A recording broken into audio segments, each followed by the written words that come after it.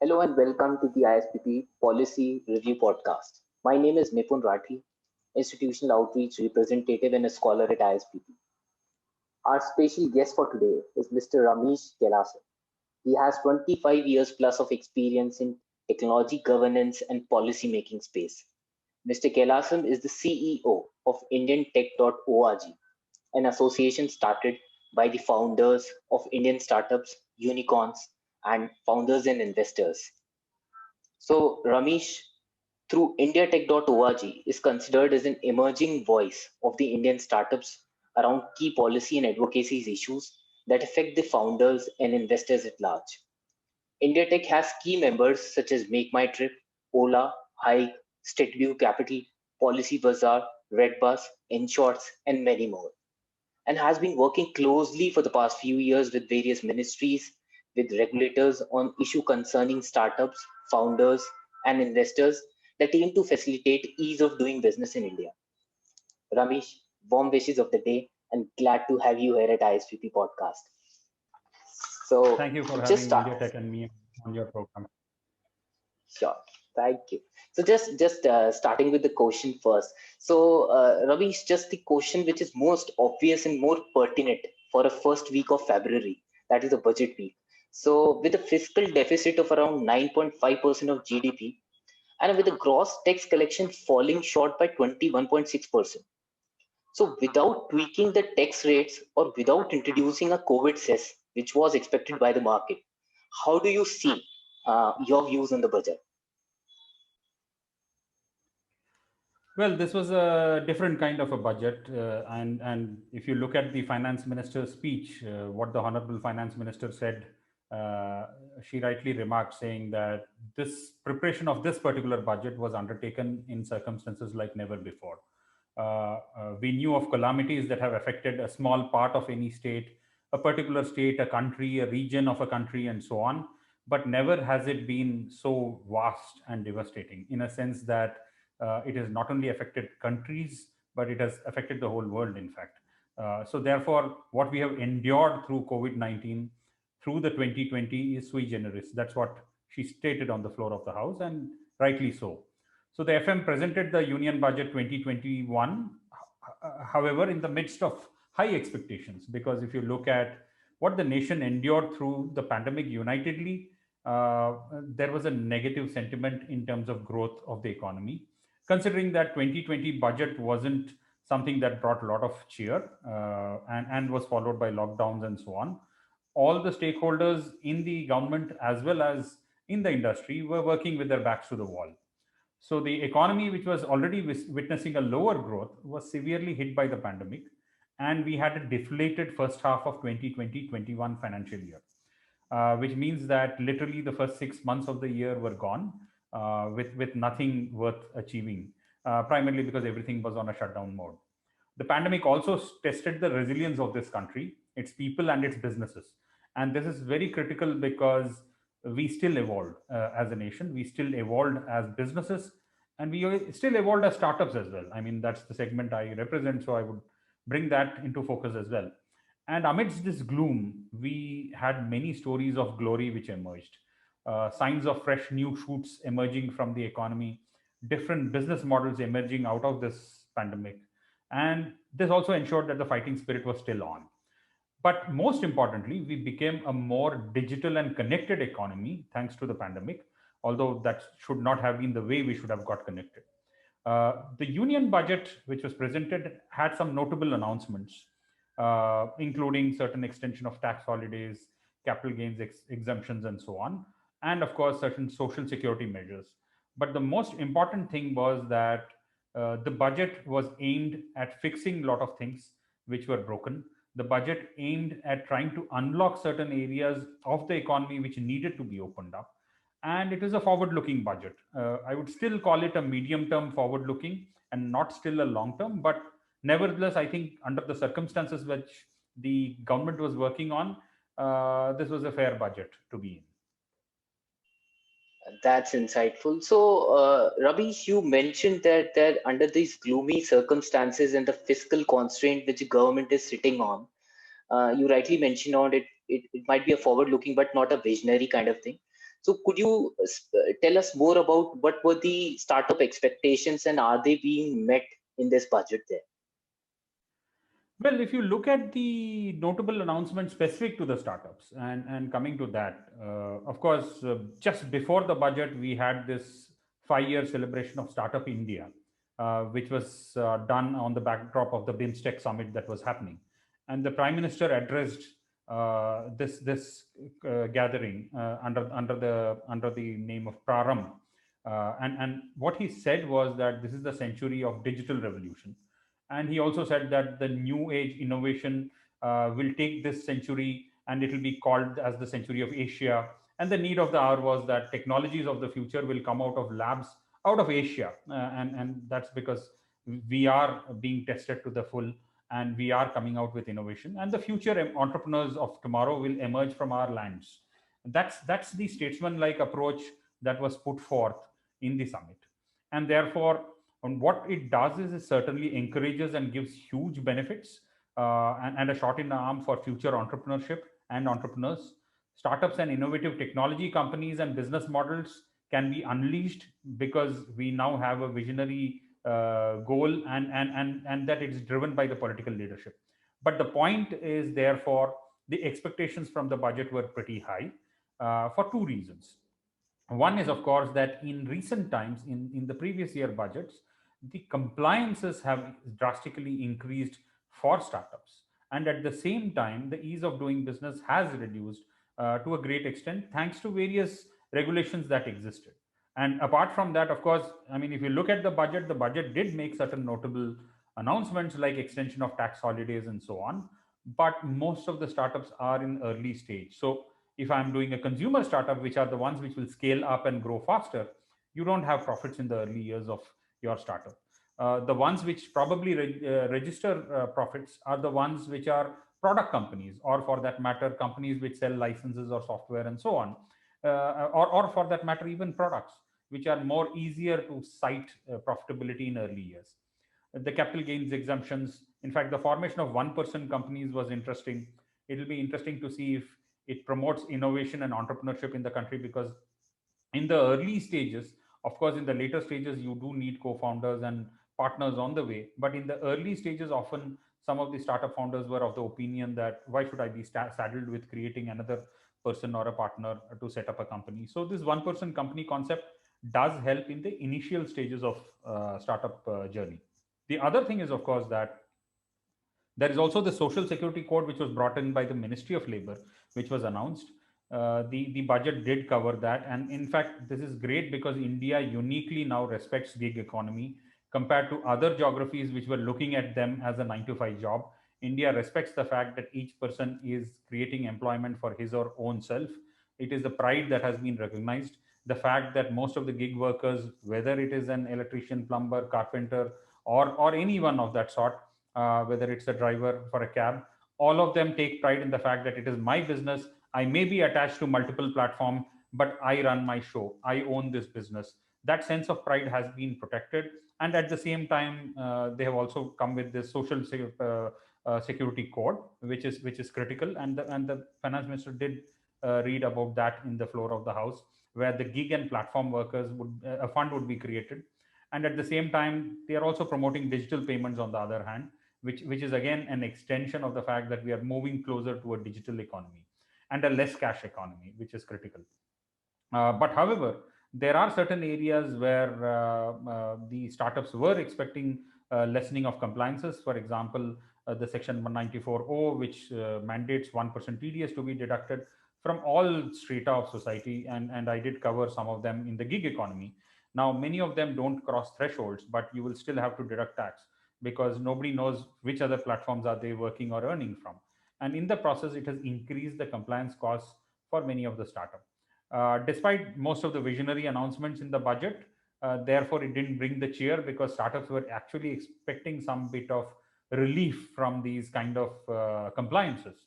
But at the same time, I mean, the SOPs and stimulus packages that were announced are not the ones which may be necessarily relevant to the consumer online ecosystem, which includes everything right from a cab hailing to a travel to home services, or for that matter, food tech or edutech and so on.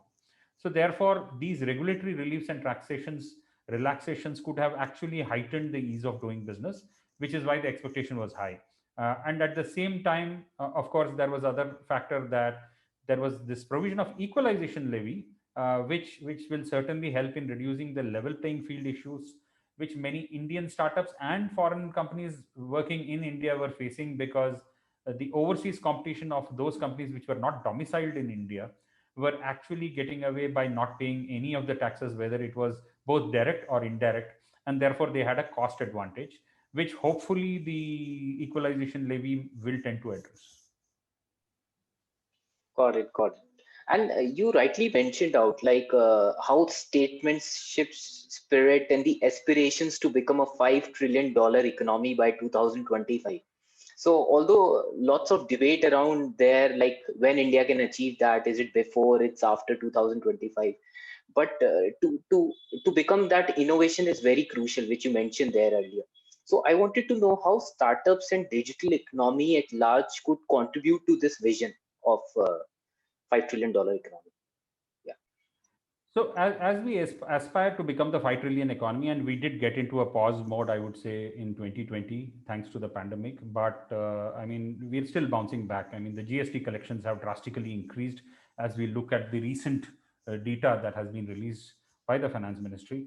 And we are still on a good footing to target the $5 trillion economy. But if you look at where we stand today, we had the conventional businesses which are doing a great job. We have the manufacturing sector and the conventional economy, which is kind of making India self-reliant. Because if you look at the pandemic, I mean, despite the fact that everything was shut, we as a country didn't struggle to reach out to other countries for help for our basic necessities.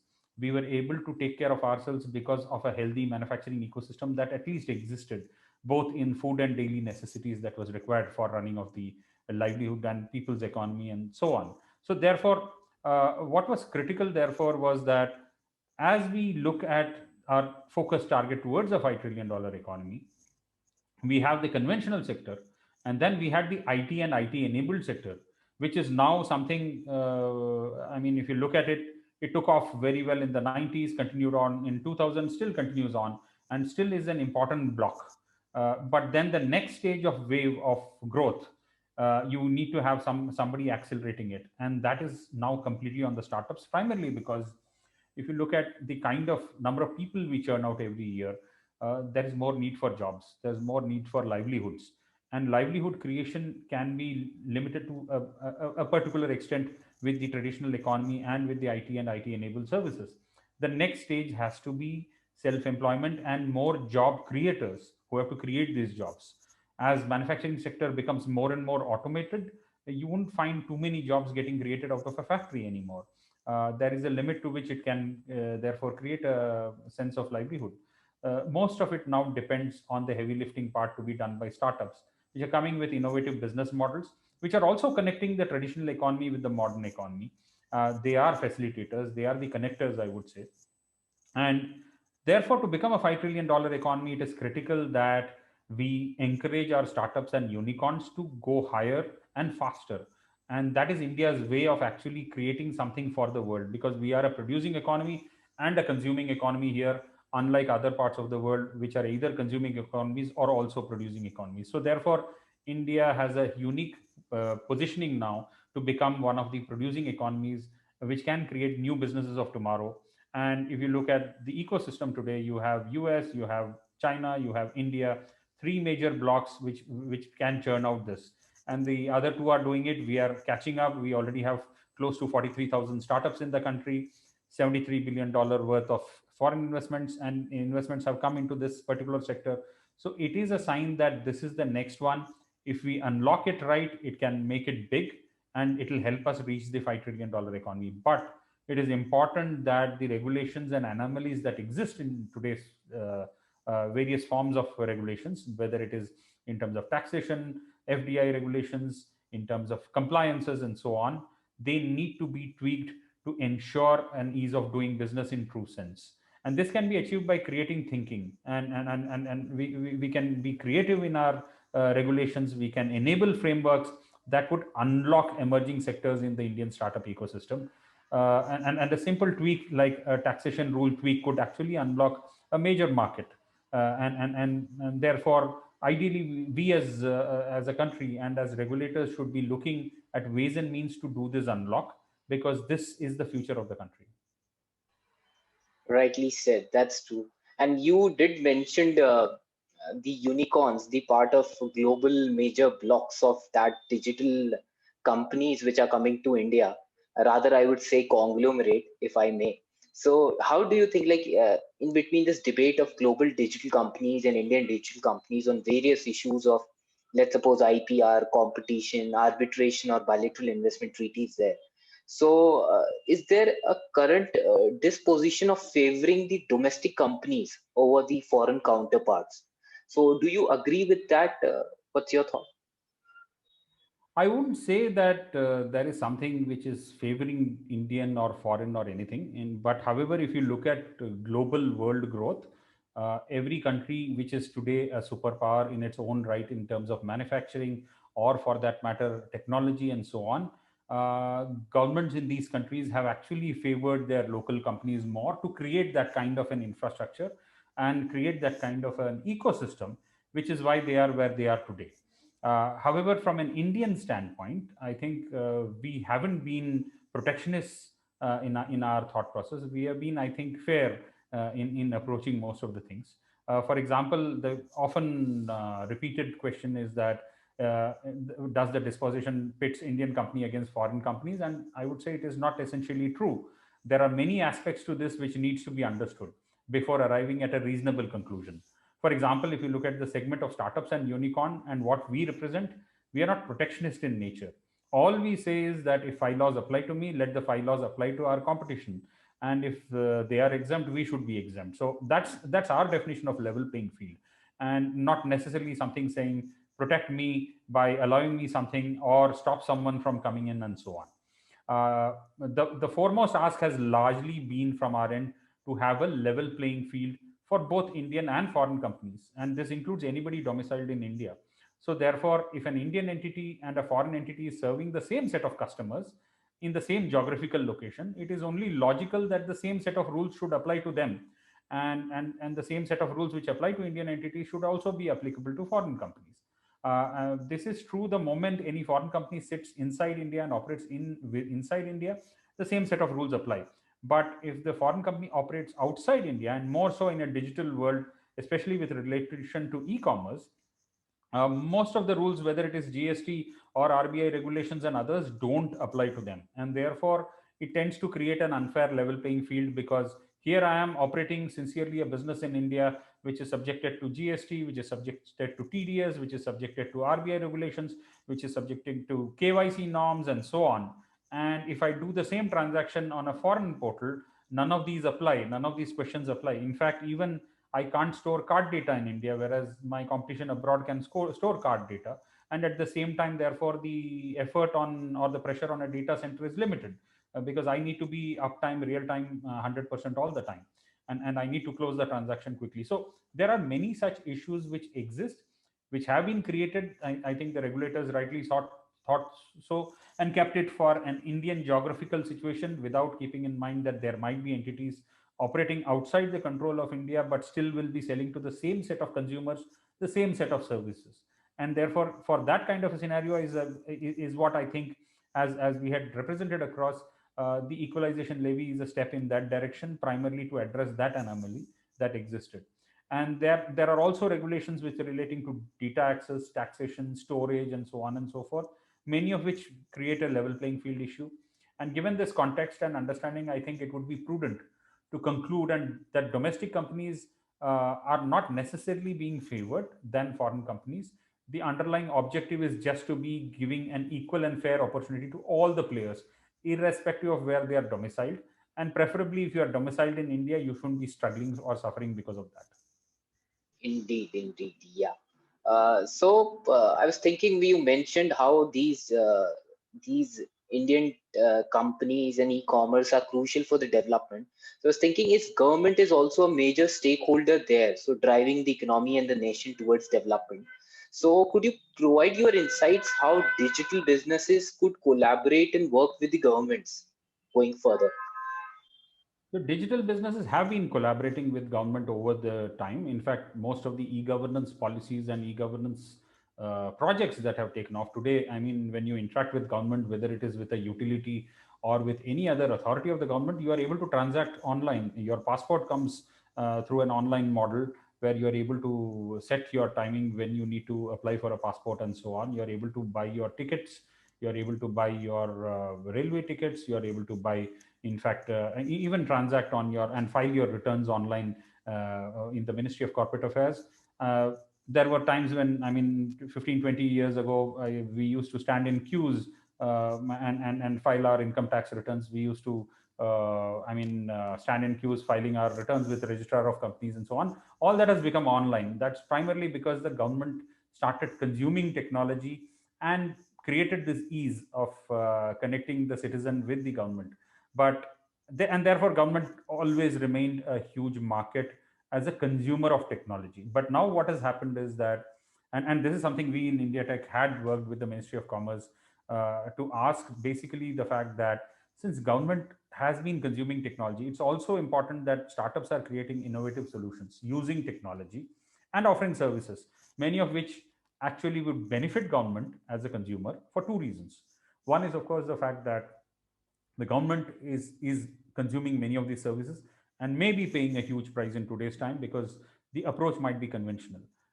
Startups have managed to disrupt the market and create new business models which makes cost of acquiring a product or a service cheaper, and therefore we as citizens have benefited out of it, whether it is in terms of cab hailing, whether it is in terms of ticketing, whether it is in terms of food tech, whether it's in terms of edutech and so on, or for that matter furniture leasing, all of it. Government also is a consumer of many of these services, and therefore it is imperative that the government also takes advantages of this emerging pillar of the economy, which is startups.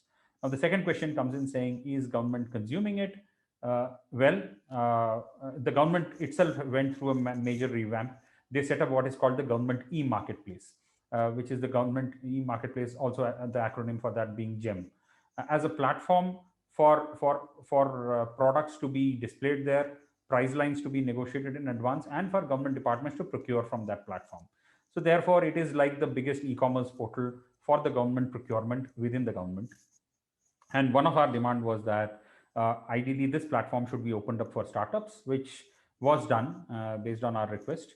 And the fixed price products got listed on the platform. Today, dynamic price products have come into the platform, which means private products which change by the hour or by the day, depending on the nature of service.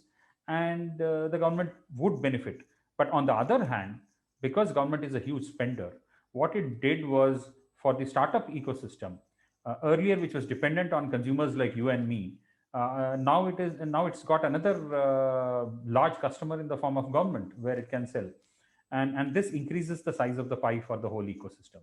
And if you look at the collaboration, I mean, today COVID-19 is also a great example where the private sector collaborated with the government to innovate and created modified products and services to cater to the emergency needs that was emanating from it. It is this dynamism that these newer business models possess, which makes it more essential for collaborations of the future and to be more frequent with the government. So, to your point, yes, digital businesses have collaborated with the governments for the past 20, 25 years and continue to collaborate. And the next stage of collaboration has actually come from the startups. Okay. And considering the MSMEs and overall ease of business are so crucial for pushing this innovations and the startups there. So, but how India's internet sector can help other pillars of Indian economy? So, say agriculture or manufacturing at large. So, what is the scope out there? In case you can share something. I think this is a very important question because MSMEs happen to be the backbone of the economy. I mean, if you look at the largest segments of self-employed today, and in terms of if you look at how the economy is employed, I mean, the largest segment of our economy is self-employed, whether it is in terms of traders, whether it is in terms of hawkers, whether it is in terms of farmers, and then of course MSMEs. I mean, MSMEs are the backbone of the economy on whom the whole manufacturing and other businesses depend on. Startups have emerged as the next largest job opportunity creator I would use the term job opportunity creator because, again, it's the largest crowd of self-employed which are on these startup platforms, and they are being connected to the consumer.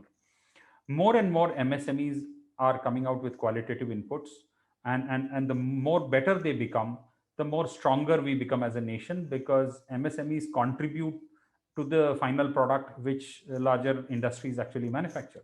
In fact, MSMEs either form ancillaries or create their own set of goods which are consumed by the end consumer.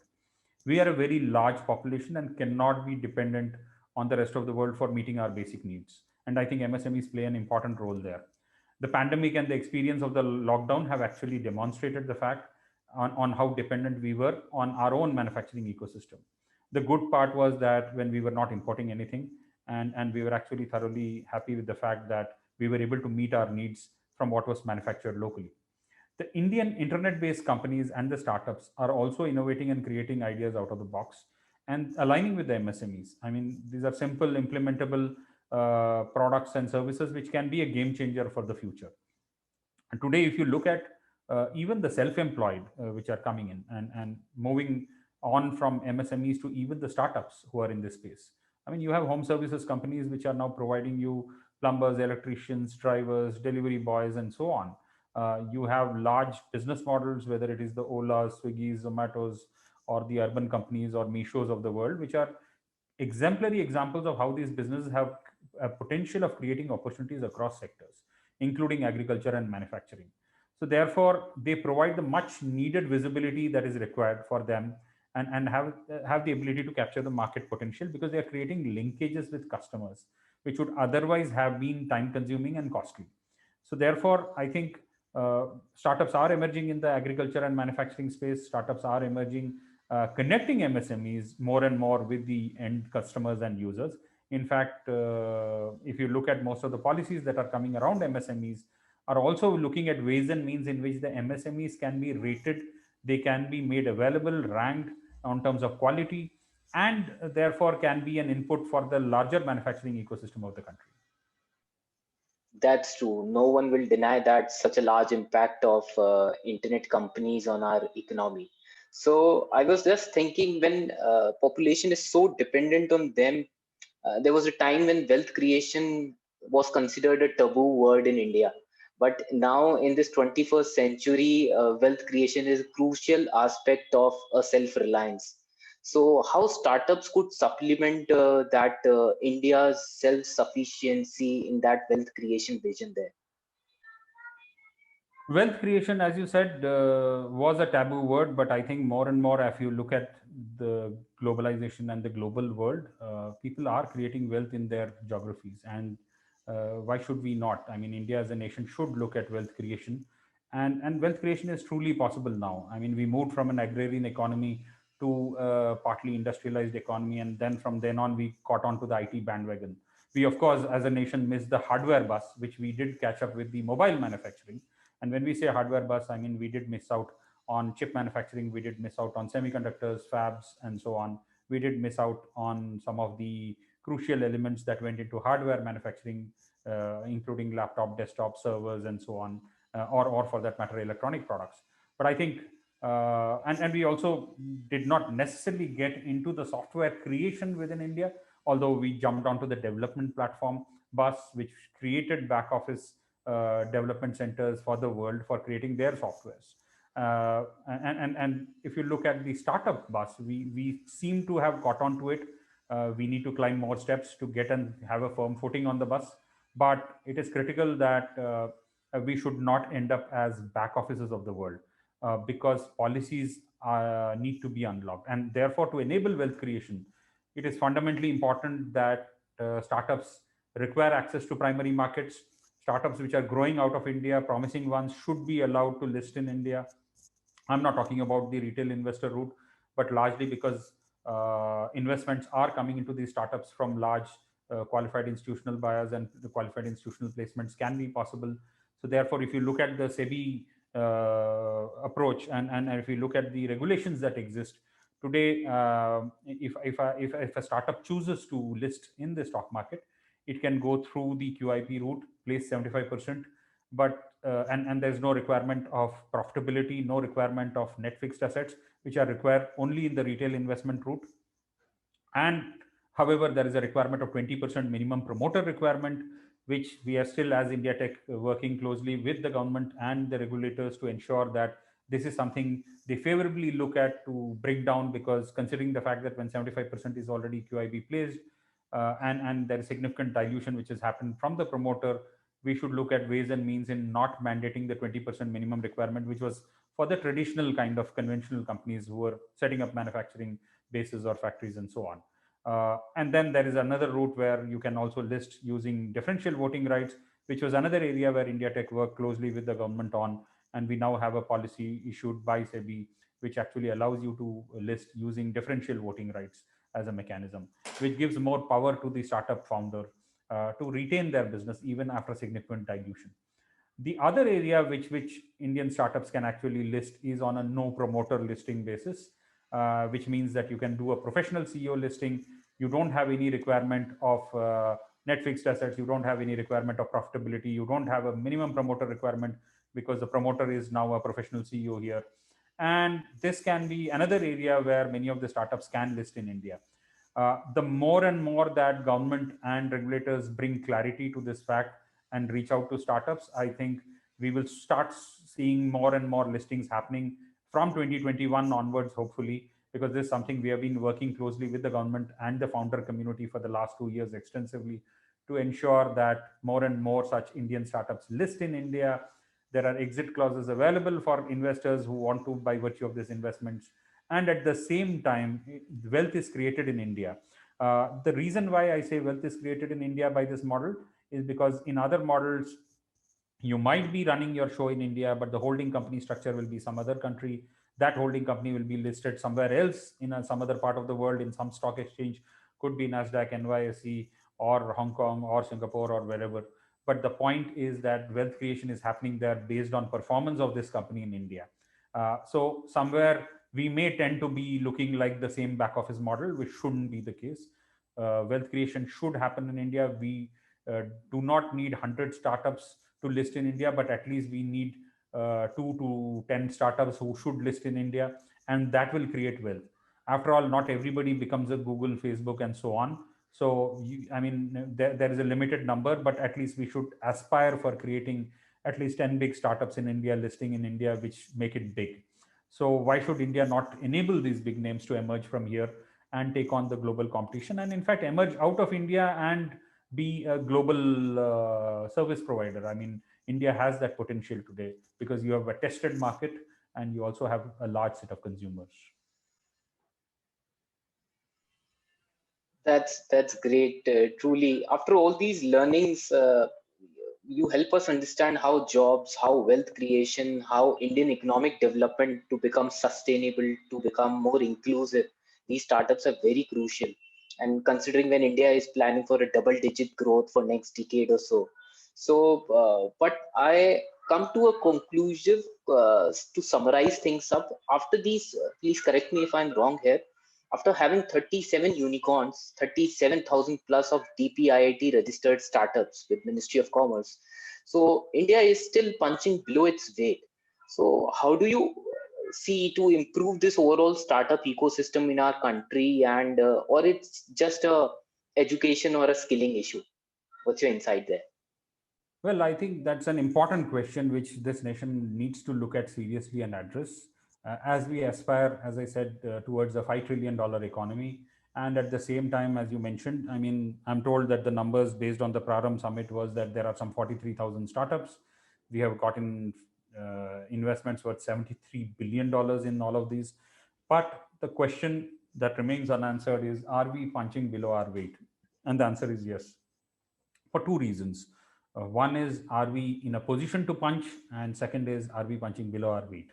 Now, to aspire for a $5 trillion economy, I mean, you need to literally double from where you are, which means that the quantum has to be twofold.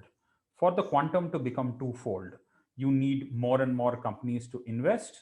You need investments to come in drastically. You need the multiplier effect. The consumer is always there, but the quality of manpower which has to carry on its shoulder the weight from becoming a double economy, which is like a $5 trillion economy from where we are today. For that, you need adequate skilled human resources. Now, the question that comes out is, are we having that kind of skilled human resources coming out of our universities?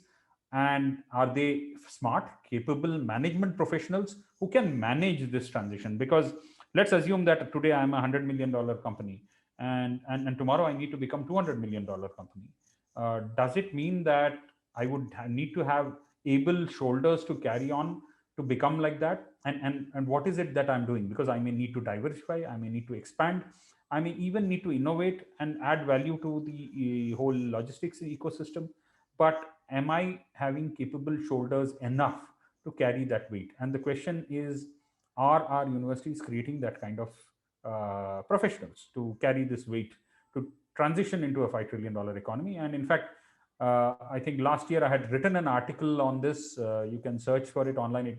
It was titled "What's Ailing India's Top B Schools," and the purpose I wrote that was precisely this, saying, while as a nation we may still not necessarily acknowledge this aspect, that we need capable shoulders to move and create what is called a support system and a key contributor to make India towards this goal. It's a no-brainer that India needs to have more focused universities, which are more qualitative, practical oriented, and people who understand a practitioner's approach, who understand the ways and means in which this world works, and not necessarily sit on theory. So, which means we need to have a total revamp on the way, the manner in which we churn out students from our universities who are more capable of understanding what burns when the rubber hits the road.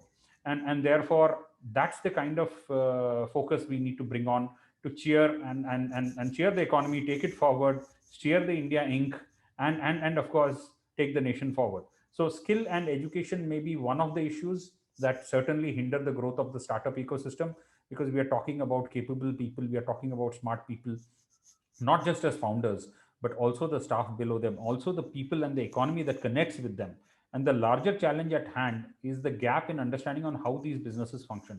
So therefore, these businesses are, I mean, if you look at the startups today, they run on a asset-like model. I mean, you might have got more educated by the WhatsApp forwards that used to come, where people used to say, by the way, this company owns no assets, but runs the largest cab system, or has the largest number of hotels, and so on.